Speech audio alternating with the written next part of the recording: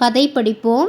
ஒரு காட்டு அதிகாரி இருந்தார். அவருக்கு ஒரு அழகான மகள் இருந்தாள். ஒரு நாள் பட்டாம்பூச்சியை துரத்தி கொண்டே அந்த பெண் காட்டிற்கு சென்றாள். அப்போது அவளை பார்த்த ஒரு சிங்கத்திற்கு அந்த பெண்ணை மிகவும் பிடித்து போய்விட்டது.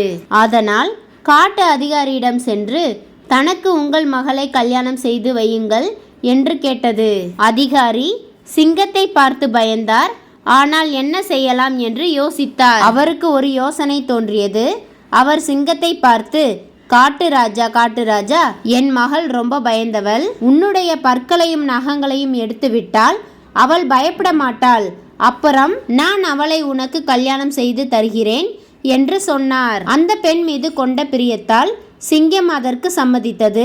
காட்டு அதிகாரி முதலில் அதன் பற்களை பிடுங்கினார். அதன் பின் நகங்களை வெட்டினார். பற்களையும் நகங்களையும் இழந்த சிங்கம் பலம் எல்லாவற்றையும் இழந்து ஆட்டுக்குட்டியை போல் இருந்தது. உடனே காட்டு அதிகாரி ஒரு தடியை எடுத்து சிங்கத்தை பலமாக அடித்து விரட்டினார். நடக்காத ஒரு விஷயத்திற்கு ஆசைப்பட்டால் நஷ்டம் நமக்குத்தான் என்பதை உணர்ந்த சிங்கம் ஓடியே போய்விட்டது. அதிக ஆசையே பேரழிவிற்கு காரணம். இந்த கதை பற்றிய உங்களது கருத்துக்களை கமெண்ட்ல சொல்லுங்க. நன்றி, வணக்கம்.